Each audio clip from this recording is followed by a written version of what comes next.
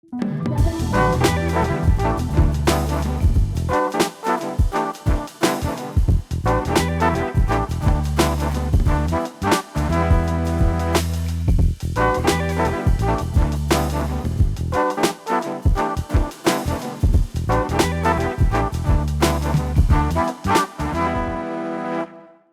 Carole Taylor.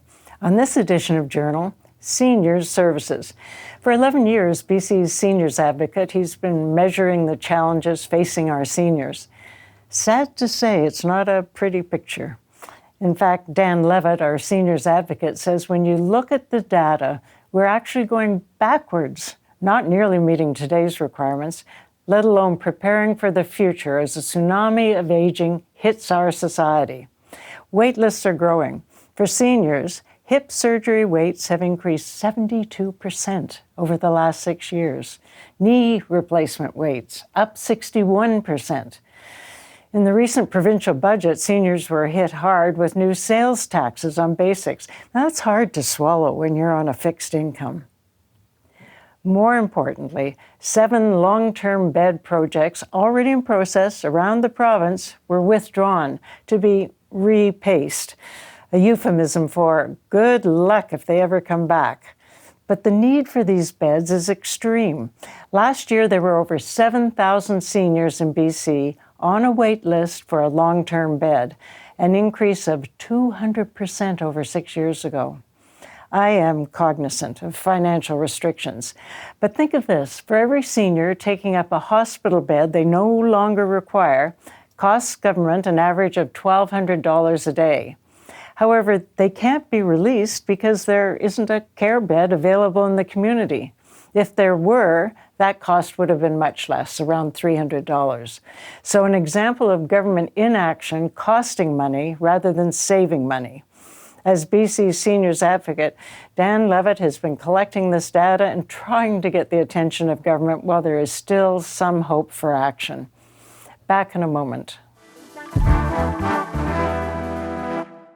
Welcome back to Dan Levitt, who is Seniors Advocate, and I read your report that's recently released. I'm not sure how many people do, but it was looking at all the data from 2025 and sort of saying this is the lay of the land for seniors. Did anything strike you out of that report or surprise you? Well, there's good news and there's bad news. The good news first, we're living longer.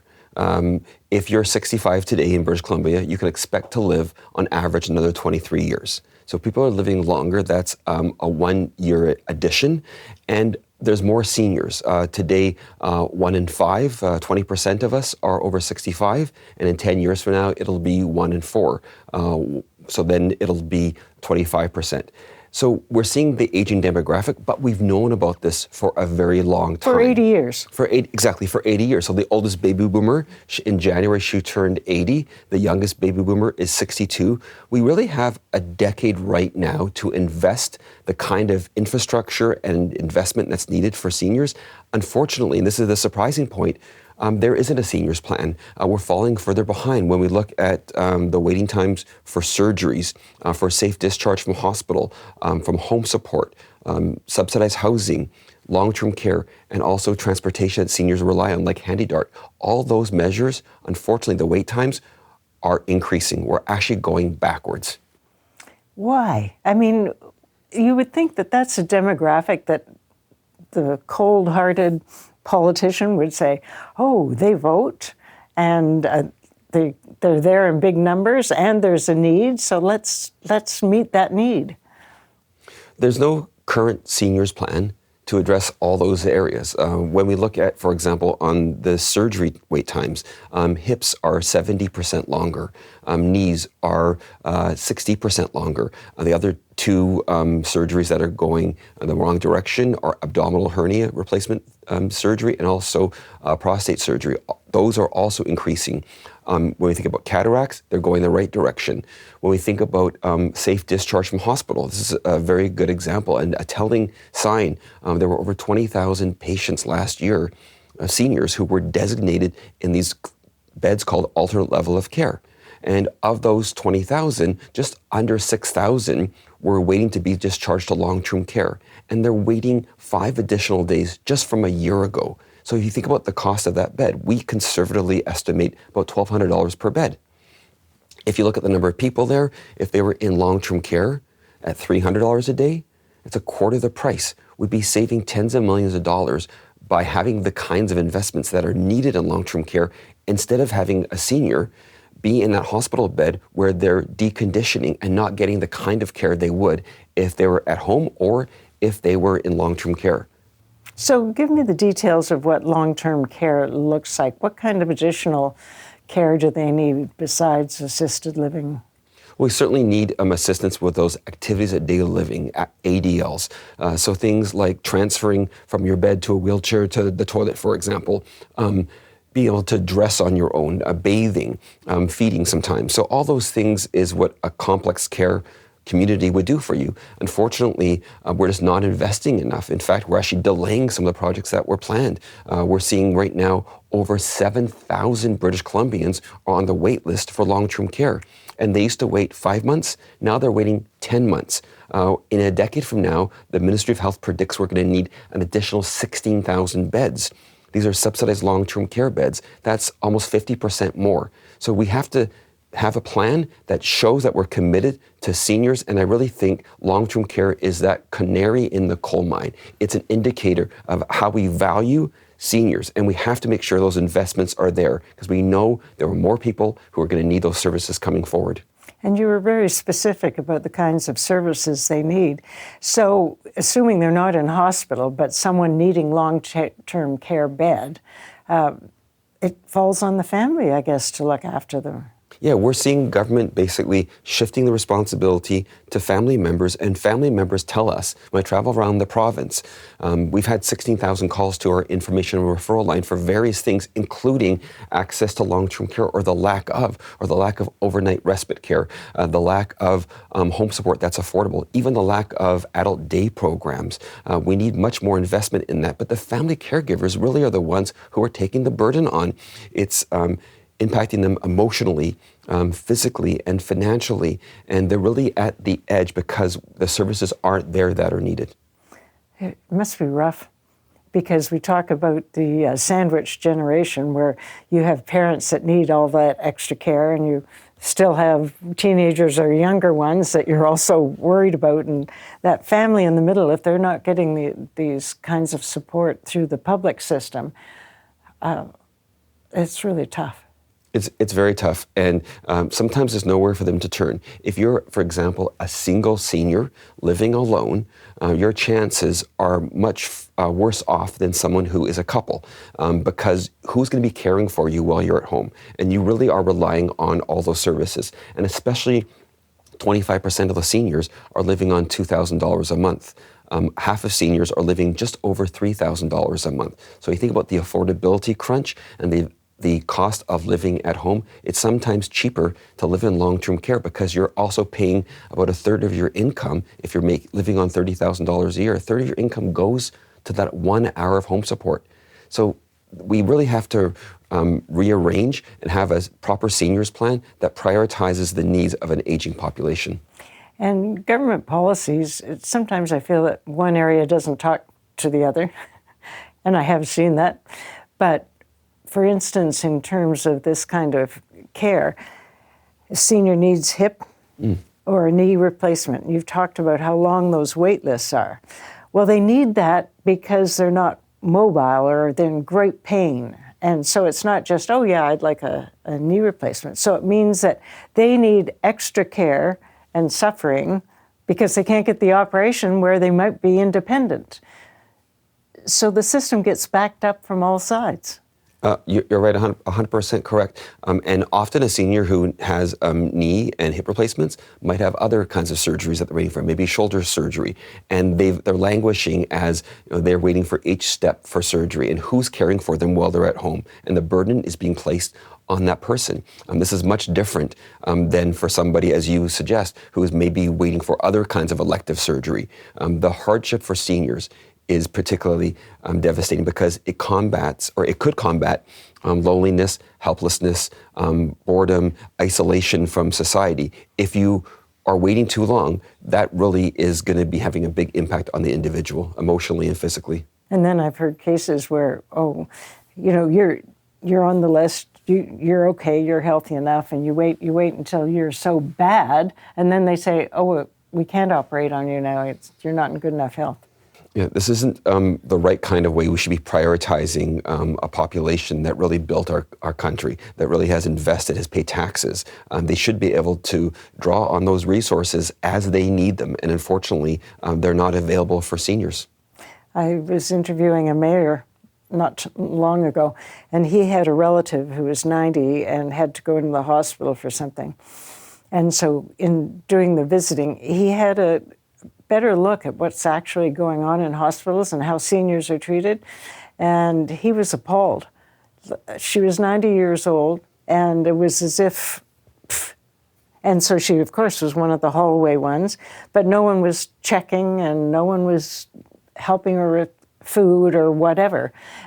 So he personally had this revelation that, oh my God, we've got to do something about this, and especially how our seniors are treated.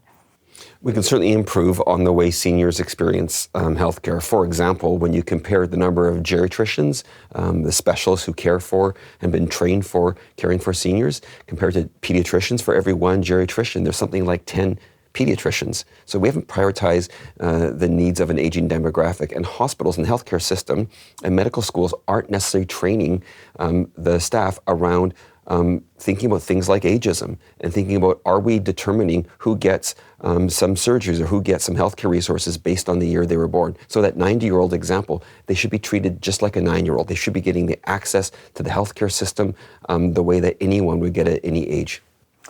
We're going to be back in just a moment and talk a little bit more about what this plan would look like if we could turn things around. Just a sec. Dan, I'd like you to talk a bit more detail about what a plan would look like. You're doing everything you can, getting the data together, you're out speaking to people, you're trying to motivate people, you speak to all the politicians, but what would a plan look like? Well, a seniors plan would be comprehensive. It would be interministerial, meaning that healthcare, housing, transportation, social development and poverty reduction, citizen services, all those ministries together would be having this plan that showed deliverables, action-oriented timelines with investments being made over the next decade. And what we want to see is that the result would be for the senior, as they enter those years where they're going to be relying more on services, certainly 1 in 3 over the age of 85 will require care. So as they go through that journey, they wouldn't have to tell their story multiple times. They'd have one number to call and perhaps one case manager supporting them along their journey, and they'd be able to access the services they need. That would be that comprehensive seniors plan that we desperately need. And you've been talking about this. Any progress? We've been talking about it for 2 years, and we still don't have a seniors plan. We continue to have meetings with the different politicians. In fact, coming up soon, we'll be having one. And it is disheartening that we make recommendations and we still don't have a plan. So this is a serious matter. This is essential. In the current budget, the government promised that we would maintain frontline services. All these services that seniors rely on are frontline. And if we don't have a plan, the saying goes, if you fail to plan, you will plan to fail. We have to make those investments that are needed for our seniors. Are you getting frustrated? You have to always remain optimistic in these roles, Carole. As you would know, with your career in public service, there has to be an opportunity down the road where the budget will be different, where there's more money to invest, and where we're prioritizing seniors. We will keep a positive outlook on this, and certainly when I meet seniors around the province, they're resilient. No matter what they have been through, they always have hope for the future and for a better day, regardless of where they are on their aging journey. Well, you mentioned the budget, and I have to say I was shocked with the budget because I really felt it really whacked seniors in many directions. But one of them was the 7 projects for long-term care that just were repaced. Now that's just taken off the board, and good luck with that happening. But that's exactly where we needed it. And they were projects around the province, and they were in process. It's very concerning. I was near the hospital in Ladner yesterday, where they're building or planning on building long-term care beds. Huge investment from the community there, fundraising for that capital project. That stalled. I drove past the project in Lanceville, just north of Nanaimo, last week. It's clear-cut. The land is getting ready for development. That's also paused. The beds were coming in at $1.8 million. So somehow the numbers, the construction costs got away from us. But now we're looking at design guidelines for long-term care for the province.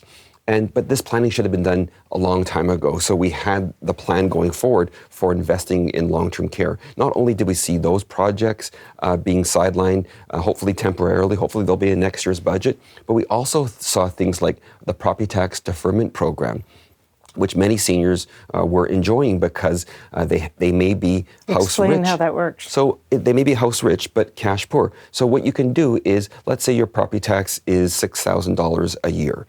And it's not your fault as a senior that your house is worth more money, but you can defer your property tax. So previously, before this budget, you could put aside that payment, where instead of paying the $6,000, you would avoid that, and the government would lend you money for that year. And each individual deferment was an individual loan. So in 1 year, it was prime minus 2%, and the interest was calculated at a reasonable rate, which is called simple. It's the most favorable kind of interest rate you can have as a borrower. Now they looked at it and thought, oh, some seniors who don't really need this program were taking advantage of it. Well, why not change the policy just for those seniors who were doing that? So instead, what they did was they did a prime plus 2%, and not only did they increase the rate of the interest, but they made the interest more expensive. So now it's compounded. So some seniors are spooked by this, and they're not going to defer their property tax. And last year, even some seniors, I think around 16%, less people were deferring their property tax because people don't want to take on debt. So this is one of those things that they didn't have to do, but they're doing, and it's going to harm seniors directly because they won't have the money that they need for healthy aging. It's more expensive often to pay for things in the marketplace, things like that are necessary for aging, maybe a walking device for mobility, perhaps your hearing aids or glasses. Maybe you're paying for dentures, but you're paying for other things that you wouldn't have to as a younger person. And seniors can't go out and get extra income. The other thing in the budget that also was, I think, a direct target on seniors, unfortunately, was around PST. Previously, Cablevision was exempt, no longer. Landlines, the phone lines, the traditional phone lines, now they're PST'd. And also things like yarn and clothing repair. And who does those things? It's often seniors. So the budget really wasn't friendly on those three accounts. Long-term care being delayed, property tax deferment, which is a income subsidy essentially for seniors, and also PST on things that seniors enjoy while they age. And a lot of seniors really are on the edge of, especially if they're in rental, and they're fixed income, so trying to make everything work, and then now inflation with food, that edges it up, PST edges it up. And you say landlines, we keep saying to seniors, you should have a landline in case something happens or a cable's not working, or your iPhone isn't working. And so they do it, and then we'll tax them some more. Exactly. And so you think about some of the programs they have for seniors to help with some of these cost of living. So one of them is called SAFER, which is a rent subsidy for low-income seniors, most of whom are single women and who didn't necessarily have the savings that their male counterparts have. And they're the ones who are receiving the SAFER program. It has been increased the past 2 years after many years where it wasn't increased, and a lot of pressure was placed on the Ministry of Housing from our office and from advocates generally. So they've made improvements, but they didn't make improvements this year. And so by not making improvements to the SAFER program, they're falling further behind. The other subsidy for the lowest income earners, these are people who are on the Guaranteed Income Supplement, GIS, the lowest income earners, seniors. There's a provincial program called the BC Senior Supplement that was increased a number of years ago to $99. It previously was around $50. Also, for the past number of years, has not been indexed to inflation. So seniors are falling further behind. These are opportunities that government has to show the respect and dignity to help seniors age, but we're not seeing that. We're actually seeing seniors fall further behind. Actually, that was one of the things I was proud of doing as Minister of Finance. It was at a year, the budget it was unusual being done over the summer, so just the finance department all working by itself, and all of a sudden we saw that it was looking better than we thought. We had some extra money, and so I said to my deputy, who was the wonderful Tamara Ruman, what could we do for seniors that would help them? And we went through the list. You do this, it helps this many seniors, and it costs this much. We went through the list, and we said, that's it. So we increased the supplement at that time, but that was a long time ago. Yeah, and that's the kind of conversation we'd love to see and love to hear about, is that we're looking at ways of helping seniors. I mean, if there's any silver lining at all in the current budget, is that the other things that we didn't mention weren't curtailed. They didn't reduce or which they could have, which would have harmed seniors more. So there were three things in the budget that were certainly negative towards seniors, but we want to see those conversations happen, and those would have been a private conversation you had with Tamara. But those are things what we want to see is, how can we help seniors? How can we combat the social isolation seniors face, the loneliness? Mental health problems, I'm sure. Mental health problems, in particular for retired men who are single. We need much more support for seniors. I mean, it's no wonder that we're seeing higher use of antipsychotic medications in care homes. We have to make sure there's enough staff. For example, in Ontario, there's 4 hours of direct care, which is the national standard. In BC, we struggle to get to 3.36. We have to invest more in seniors. Keep up the good work. Thank you, Dan. Thanks, Carole. We'll be back in a sec. The population explosion known as the baby boomers that came after World War II are now reaching their senior years. This shouldn't be a surprise since we've known for 80 years this was coming.